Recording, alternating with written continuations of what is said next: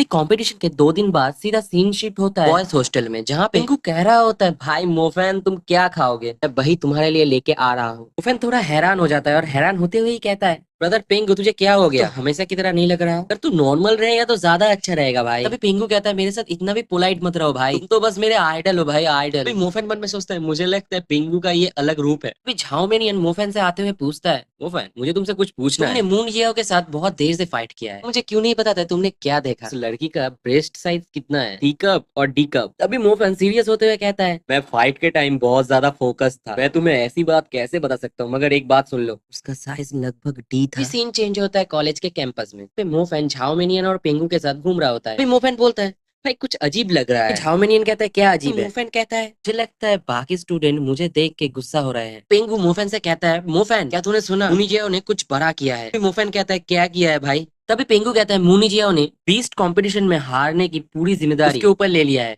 और उसकी मू फैमिली वेट कर रहा है हमारे कॉलेज को न्यू स्टूडेंट के लिए। फिर मुफैन कहता है क्या सारे अमीर लोग इतना ज्यादा अच्छे होते हैं। फिर झाओमिनियन कहता है नहीं नहीं ये स्ट्रेटेजी है। फिर मुफैन बोलता है क्या स्ट्रेटेजी। फिर झाओमिनियन कहता है ये स्ट्रेटेजी है अपना रेपुटेशन बढ़ाने की। इस तरीके से बहुत सारे मैजिशियन स्टूडेंट उनके फैमिली के लिए काम करेंगे। पेंगू कहता है मेरा तो दिल ही टूट गया, ये तो पूरी तरह से एक स्कैम है। फिर झाओमिनियन कहता है एक्चुअली मून जियाओ ने ये सब खुद के लिए नहीं किया है, ज्यादा से ज्यादा ये सब उसके फैमिली ने किया होगा। फिर पेंगू कहता है अरे भाई तूने तो मुझे डरा ही दिया था। फिर मोफैन को स्कूल सेक्रेटरी से एक मैसेज आता है, उस मैसेज में लिखा होता है कल 9 बजे अपना प्राइस लेने के लिए लाइब्रेरी में आ जाना। फिर मोफैन मन में सोचता है ऑल डिपार्टमेंट के रिसोर्स। मुझे लगता है मैं बहुत ज्यादा एक्साइटेड हो रहा हूँ अभी। झाओमिनियन पीछे घूमते हुए कहता है मोफैन तुम पीछे हंस क्यों रहे हो। पिंगू भी कहता है अरे हाँ भाई मोफैन जल्दी आ भूख लगी है खाना खाने जाते हैं। मोफैन भी कहता है हाँ मैं आ रहा हूँ। फिर सीन चेंज होता है, मोफैन खड़ा होता है वाटर फॉन्ट की तरफ जहाँ उसके हाथ में एक बैंक कार्ड होता है। तभी हमें दिखाया जाता है ये बैंक कार्ड मोफैन को कैसे मिला। लाइब्रेरी में डीन जियाओ मोफैन को बोलता है मुझे जो लग रहा है तुम्हारे पास एक भी गुड मैजिक इक्विपमेंट नहीं है। कुछ मैजिक इक्विपमेंट है तुम्हारे ऊपर अच्छे से सूट होंगे और फाइट में भी तुम अच्छे से यूज कर पाओगे। मैजिक आर्मर को, एक death strike equipment black breads को और ब्लड बीस्ट बूट्स को, इनमें से तुम कुछ भी ले सकते हो। मोफैन मन में सोचता है सारे इंटरमीडिएट मैजिशियंस के इक्विपमेंट है, सारे चीज बहुत ज्यादा महंगा होगा। मोफैन डीन जियाओ को बोलता है तो फिर मुझे ये ब्लड बीस्ट बूट्स चाहिए। डीन जियाओ कहते हैं तुम्हारे करंट पावर के हिसाब से ये बूट बहुत अच्छे होंगे। इसके अलावा भी ने हेडक्वार्टर से एक रिक्वेस्ट किया है 3 स्टेप टावर में मेडिटेशन करने के लिए मौका दे। फिर मोफैन बोलता है 3 स्टेप टावर ये क्या है। फिर मोफैन मन में सोचता है ये भी अंडरग्राउंड होली स्प्रिंग जैसा कोई मेडिटेशन प्लेस है क्या। तभी डीन जियाओ मोफैन को समझाते हुए कहता है 3 स्टेप टावर में मेडिटेशन करना एक अपॉर्चुनिटी है, ये अपॉर्चुनिटी बहुत कम लोगों को मिलता है। तुमसे कहूंगा तुम जब ब्रेक थ्रू करने वाले हो तभी वहां जाना। और ये लो बैंक कार्ड इसमें बाकी बचे पैसे हैं। और हाँ बच्चे तुम्हें अभी बहुत दूर तक जाना है और मुझे आशा है तुम मैजिशियन बनने का ड्यूटी मत भूल जाना, ठीक है। फिर सीन चेंज होता है मोफैन की तरफ जहाँ मोफैन बोलता है जो बचा हुआ पैसा है मुझे नहीं लगता एक और इक्विपमेंट खरीदने के लिए काफी होगा, मुझे लगता है फिर से मुझे पुराना काम करना पड़ेगा। सीन चेंज होता है हंटर यूनियन टावर में जहाँ पे धीरे धीरे लिफ्ट का दरवाजा खुलता है। यहाँ पे मोफैन आते हुए सब कुछ देख के हैरान हो जाता है। फिर एक रिसेप्शनिस्ट मोफैन से कहती है हेलो क्या मैं आपकी कुछ मदद कर सकती हूँ। मोफैन कहता है मुझे सिटी हंटिंग स्क्वाड में ज्वाइन करना है, ये लो मेरा आईडी। फिर रिसेप्शनिस्ट मोफैन की आईडी लेते हुए कहती है तो संघाई के सिटी हंटिंग स्क्वाड में ज्वाइन करने के लिए कम से कम इलाइट हंटर बनना पड़ेगा और आपके आईडी के हिसाब से अब उस पोस्ट के लिए फिट नहीं है। मोफैन मन में सोचता है क्या मैं एक नया बंदा हूँ। मोफैन रिसेप्शनिस्ट से कहती है मुझे लगता है मैं बहुत ज्यादा हार्ड काम भी संभाल सकता हूँ, क्या सच में कोई रास्ता नहीं है। फिर रिसेप्शनिस्ट कहती है आपको धीरे धीरे हंटर मिशन कंप्लीट करना पड़ेगा, उसके बाद ही आप इलाइट रैंक पे पहुंच पाएंगे। हम लोगों को खतरा कम करने के लिए जो हमें रिक्वायरमेंट है हम बस उसी को लेते हैं। फिर भी आपके आईडी के हिसाब से आप प्राइवेट हंटर स्क्वाड में ज्वाइन हो सकते हैं। तभी मोफैन बोलता है प्राइवेट हंटर स्क्वाड क्या है। तभी रिसेप्शनिस्ट उससे समझाते हुए कहती है हंटर यूनियन अलाउ करता है हंटर ग्रुप्स को खुद के लिए अपना अपना हंटर ऑफिस बनाए, जिससे वो पब्लिक और प्राइवेट दोनों तरह से काम कर सके। प्राइवेट हंटर ग्रुप बहुत ज्यादा चार्ज करता है, उनका सक्सेस रेट भी बहुत ज्यादा अच्छा है। फिर मोफैन कहता है ठीक है मैं प्राइवेट हंटर ग्रुप में ज्वाइन हो जाऊंगा, मुझे एक अच्छे प्राइवेट हंटर ग्रुप के बारे में बताइए। फिर सीन चेंज होता है एक ऑफिस के बाहर। ऑफिस का नाम होता है क्लियर स्काई हंटर ऑफिस। तभी मोफैन कहता है हाँ ये जरूर वही जगह होगा। तभी मोफैन दरवाजा नॉक करता है और बोलता है अंदर कोई है। तभी एक छोटी बच्ची कहती है क्लियर स्काई हंटर ऑफिस है, हम बस सही दाम लेते हैं लोगों से, 3 लाख कमीशन होगा हर केस के लिए। मोफैन सोचता है क्या 3 लाख इतना ज्यादा। अभी मोफैन कहता है मैं एक मैजिशियन हूँ, मैं इधर एक हंटर बनने के लिए आया। बच्ची तुम्हारा बॉस कहाँ है। तभी वो छोटी सी बच्ची किताब से सिर निकालते हुए कहती है तुम इधर जॉब के लिए आए हो। और फिर वो छोटी सी बच्ची मोफैन को अच्छे से ऊपर तक नीचे से घूरती है और बोलती है तुम बहुत ज्यादा छोटे हो, तुम अभी घर जाओ। तभी मोफैन मन में सोचता है एक छोटी सी बच्ची मुझे छोटा बोल रहा है। अभी अंदर से आवाज आता है लिंग लिंग कोई कमीशन के लिए आया है क्या। उस छोटी लड़की का नाम होता है लिंग लिंग।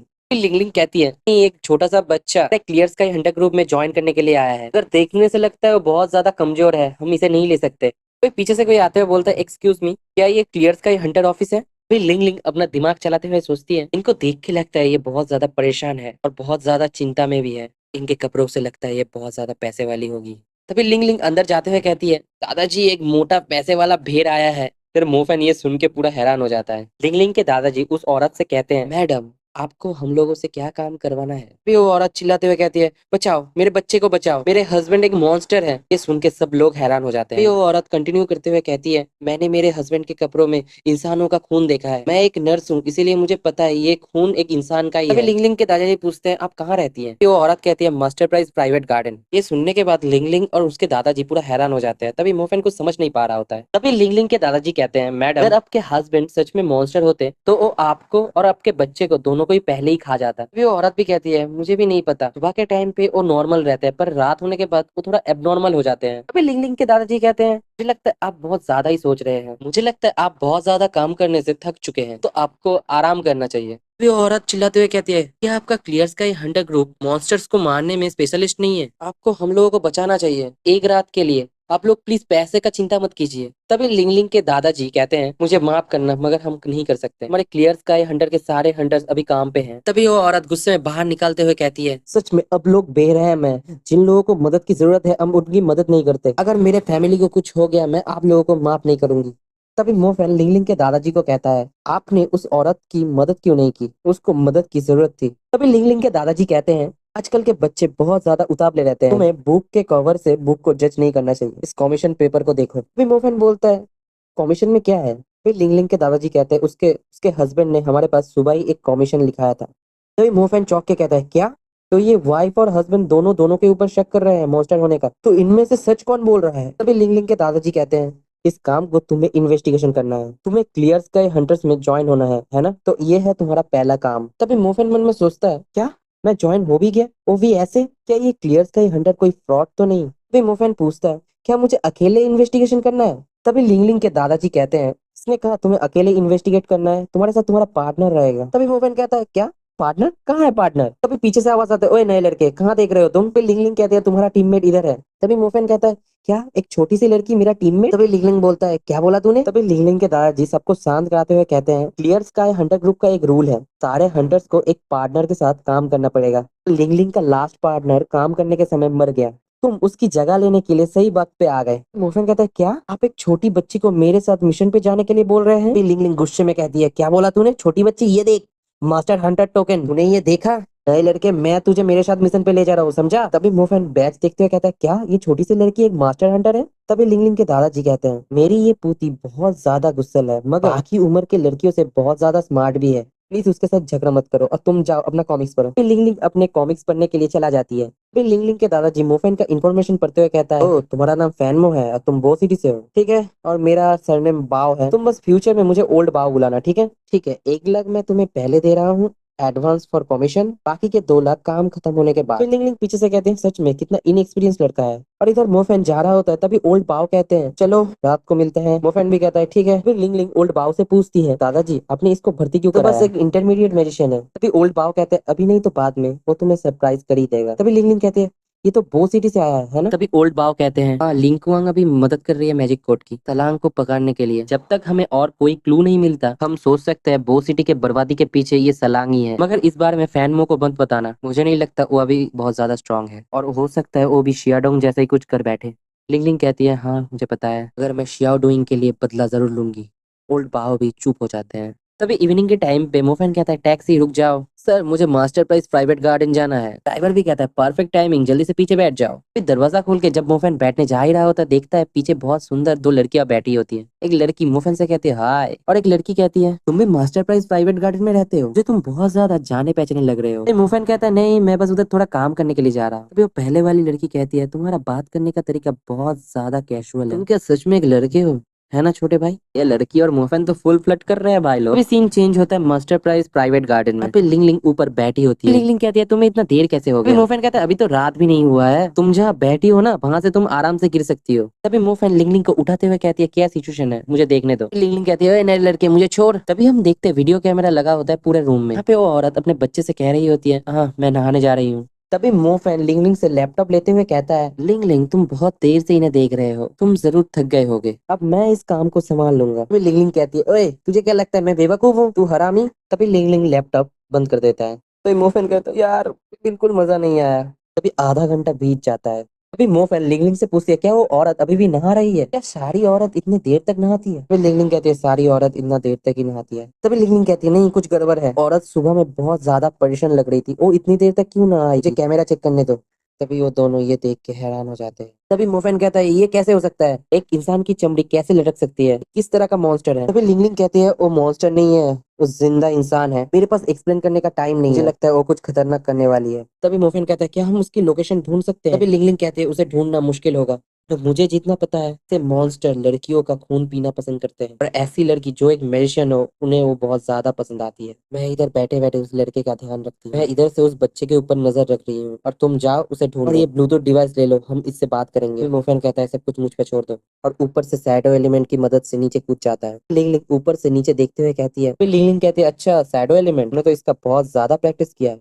तभी लिंग लिंग अपने ब्लूटूथ में कहती है फैन मो प्रॉपर्टी ऑफिस में जाओ, से लीस्ट मांगो 20 साल की उम्र की सारे फीमेल मैजिशियन की। मुफेन कहता है ठीक है। Master prize private garden office का सीन दिखाया जाता है। जाके मुफेन बोलता है मैं एक मिशन पे जानना है सारे फीमेल मैजिशियन की एड्रेस, की उम्र 20 साल है। सिक्योरिटी गार्ड भी हैरान हो जाता है। मुफेन जोर से कहता है इधर कुछ गलत हो गया, उसकी जिम्मेदारी तुम लोग क्या। सिक्योरिटी गार्ड कहता है भाई रुक जा मैं तेरे लिए चेक कर रहा हूँ। 70 लोग हैं जो तुम्हारे क्राइटेरिया में फिट हो रहा है, और उनमें से भी लिस्टेड मैजिशियन 6 लड़कियां, ये लो उन लोगों का एड्रेस। मुफेन कहता है थैंक्स। मुफेन लिंग लिंग को फोन में कहता है सबका एड्रेस मिल गया। तभी लिंग लिंग फोन में कहती है सबसे पास कौन सा एड्रेस है। Gold building floor 18 apartment 112 university से 3 फीमेल स्टूडेंट वहाँ रहती है। लिंग लिंग ऊपर देखते हुए कहती है मैं गलत नहीं हूँ तो वो वहाँ पे है, हो सकता है वो अब तक उसका निशाना बन चुका है। तभी मोफेन कहता है ठीक है मैं वहाँ जा रहा हूँ। वैनिशिंग शैडो ट्रेवल से वहाँ पे चला जाता है। ब्राइट लाइट होने की वजह से वहाँ पे शैडो नहीं बन पा रहा होता है, सीढ़ी चढ़ के ऊपर जाना पड़ता है। वहाँ पे जाके मोमेन मन में सोचता है मैं सोच रहा था वैनिशिंग शैडो यूज करके मैं थोड़ा मेरा एनर्जी बचा लूंगा, अगर इधर कोई शैडो नहीं होगा तो मैं ट्रैवल किस में करूंगा। मोफेन दरवाजा ठोकता है और अंदर से आवाज आता है कौन है। हम देखते हो वो टैक्सी वाली लड़की निकलते हुए कहती है ओ ये तुम हो? टैक्सी से उतरने के बाद भी तुम मुझे फॉलो कर रहे हो। फिर मोफेन कहता है नहीं नहीं मुझे लगता है मैं किसी गलत अपार्टमेंट में आ गया, और मन में सोचता है उससे गलती हो गई, चमड़ी उतारने वाली महिला किसी और को टारगेट बना रहा है। वो लड़की दरवाजा बंद करते हुए कहता है ओ तो फिर ठीक है। तभी उसके पीछे से जोर से आवाज आता है, एक लड़की धड़ाम से गिरती है। वो लड़की कहती है शिया जैन तुम ठीक तो हो ना। मोफेन कहता है पीछे रहो, और वो तीसरी लड़की कहाँ है, तो अपने रूम पे है, उसका रूम वो लव सिंबल वाला है। मोफेन कहता है जब मैं उस लड़की के रूम पे घुसूंगा उस लड़की को लेके चला जाना। तभी वो लड़की कहती है ठीक है। जब मोफेन डोर लॉक खुल के अंदर जाता है ऊपर से ब्लड गिरते हुए देख के वो हैरान हो जाता है, और वो ब्लड एक मॉन्स्टर के मुंह में गिर रहा होता है, पर एक लड़की उल्टी लटक रही होती है। तभी मोफेन कहता है तू डीमन के सामने तू ऐसी चीज कैसे कर सकता है। मोफेन अपना फायर मैजिक करने लगता है और बोलता है फेरी फिस्ट, मगर डीमन इसे देखता है और भाग जाता है। मोफेन कहता है तू भागने की कोशिश कर रहा है, जब तक मोफेन नीचे देखता है वो भाग चुका होता है। तो पहले वाली लड़की आते हुए कहती है क्या हो रहा है इधर। तभी मोफेन कहता है इन दोनों को हॉस्पिटल लेके जाओ। वो लड़की कहती है ठीक है। मोफेन बिल्डिंग से कूद के फिर से वैनिशिंग शैडो यूज करने लगता है, उसके सामने फिर से लाइट आ जाता है। मन में सोचता है धिक्कार है, शैडोज नहीं होंगे तो मैं मूव कैसे करूंगा। मोफेन के ईयरफोन में लिंग लिंग कहती है मूव जल्दी वापस आओ, एक चीज गलत हो चुका है। मोफेन पूछता है क्या हुआ है। औरत का हस्बैंड भी अपना चमड़ी चेंज कर रहा है। मोफेन बोलता है क्या उन दोनों में ही प्रॉब्लम है। तो मन में सोचता है इस फैमिली के साथ क्या गलत है। वो मेल डीमन बच्चे के पास जाते हुए कहता है तुम फिर से रो रहे हो, तुम्हें बस रोना ही आता है। तो बच्चा रोते हुए कहता है मम्मी पापा कहाँ हो आप। अभी वो डीमन कहता है बहुत ज्यादा शोर करते हो तुम, आज से यार तुम्हारा रोना नहीं सुनना पड़ेगा मुझे। बच्चा पूरी तरह से डर जाता है। मोफेन दौड़ते हुए सोचता है मुझे और जल्दी करना होगा, तो मैं उसे नहीं बचा पाऊंगा। ईयरफोन में लिंग लिंग कहती है फैन मो जल्दी अंदर जाओ, उसने अभी तक अपनी पूरी चमड़ी नहीं उतारा है। मोफेन कहता है ठीक है चिंता मत करो मैं इसे हैंडल कर लूंगा। मोफेन मन में सोचता है बहुत अच्छा हुआ इस कॉरिडोर का लाइट टूटा हुआ है, भगवान भी मेरा मदद कर रहा है। तभी वो वैनिशिंग शैडो से अंदर चला जाता है। तो बच्चा अभी भी रो रहा होता है मम्मी बचाओ मम्मी बचाओ। मोफेन इस चीज को छुप के देखता है, तो मॉन्स्टर कहता है तुम तो बहुत ज्यादा शोर करते हो, मैं तुम्हें अभी खा जाऊंगा। मोफेन मन में सोचता है चीजें बहुत ज्यादा गलत हो रहा है, अपने लाइटिंग से उस मॉन्स्टर के ऊपर हमला कर देता है। मॉन्स्टर उस बच्चे को दूर फेंक देता है, उसके हाथ में चोट भी लग जाता है। तभी वो मॉन्स्टर उसे गुस्से में देखता है और बोलता है तुम्हें अपने काम से काम रखना चाहिए था बच्चे। मोफेन उधर से कूद के बच जाता है। मोफेन कहता है अरे तू हरामी डीमन, तुझे आज भगवान के पास पहुंचा के ही रहूंगा। रोज फ्लेम। तभी भी लिंग लिंग कहती है पीछे देखो फैनमो, फीमेल डीमन तुम्हारे पीछे ही है। अभी मोफैन पीछे घूम के देखता है और तभी फीमेल डीमन उसके ऊपर हमला कर देता है। फिर मोफैन दोनों तरफ से घिर चुका होता है, तो मन में सोचता है शिट यार, ये दोनों एक साथ काम कर रहे हैं। अरे हाँ, मैं तो भूल ही गया था, मेरे पास ब्लड बीस्ट बूट्स है। तभी मोफैन जोर से कहता है magic equipment blood beast boots activate, और दोनों डीमन भी एक ही टाइम पे उसके ऊपर हमला कर देता है। तभी मोफैन उनके बीच में से निकल जाता है, तो दोनों दोनों के ऊपर हमला कर देता है। तभी मोफैन उस बच्चे के पास आते हुए कहता है बच्चे मुझे जोर से पकड़ना। भी कहता है ठीक है। तभी मोफैन बैल्कनी की तरफ दौड़ने लगता है, और डीमन इसे देख के गुस्सा हो जाते हैं। तभी मोफैन ऊपर से कूद जाता है, तो नीचे शैडो देखता है, तो मन में बोलता है हाँ मैं वहाँ पे छुप सकता हूँ, वैनिशिंग शैडो। मगर तभी पे लड़का कहता है माँ मुझे अभी पढ़ना है। उसकी माँ कहती है मैं लाइट चला दे रही हूँ, मैं अपना आंखों को भी देखभाल करना चाहिए, जिससे मोफैन का शैडो गायब हो जाता है। मोफैन मन में सोचता है मैं इतना ज्यादा अनलकी क्यों हूँ। तो मॉन्स्टर भी उसके पीछे आ रहा होता है, गिरते हुए flame fury fist blast the sky उस मॉन्स्टर के ऊपर मार देता है। तभी वो फीमेल मॉन्स्टर उस मेल मॉन्स्टर को आगे करके भाग जाता है। फायर मैजिक उस मेल मॉन्स्टर को लगता है, तभी फीमेल मॉन्स्टर भी भाग जाती है और मोफैन को शैडो में मिल जाता है छुपने के लिए। तो बच्चा कह रहा होता है आज मैं मरने वाला हूँ। तभी मोफैन वैनिशिंग शैडो ट्रैवल से आराम से लैंड कर जाता है। मोफैन कहता है हाँ, हम तो बस गिरने वाले ही होते हैं। वो फैन ऊपर देखता है, तभी उसके फोन में आवाज आता है फैन मो तुम ठीक तो हो ना। वो फैन कहता है हाँ मैं ठीक हूँ। और ये लड़का भी, वो फैन उस लड़के को देखता है और बोलता है हाँ जिंदा तो है ही है, इस बच्चे को जल्दी प्रॉपर्टी ऑफिस में छोड़ो और जल्दी ऊपर आओ। मेरी जगह पे उस मेल डीमन को ब्लास्ट कर दिया है। वो फैन एयरफोन में कहता है मुझे माफ करना, मैंने देखा नहीं। उस मेल डीमन को मैंने मेरी फेरी फिश से बहुत जोर से मारा है। अगर वो मेल डीमन अभी तक मरा नहीं होगा तो लगभग अधमरा तो हो ही गया होगा। लिंगलिंग कहते हैं मैंने सोचा नहीं था मगर तुम बहुत ज्यादा स्ट्रॉन्ग। वो फैन लिंगलिंग के पास आते हुए कहती है क्या हुआ। तभी लिंगलिंग कहती है खुद आके देखो। वो मेल डीमन पूरी तरह से मरा पड़ा होता है, मगर उसके अंदर से कुछ निकल रहा होता है। मोफैन लिंगलिंग को पीछे खींचता हुआ कहता है ध्यान से, और लिंगलिंग भी हैरान हो जाती है। कहती है ओए मुझे ऐसे मत उठाओ। और इधर मोफैन वैनिशिंग शैडो से लिंगलिंग के साथ भागने वाला होता है। उस मॉन्स्टर के अंदर से एक आदमी निकलते हुए कहता है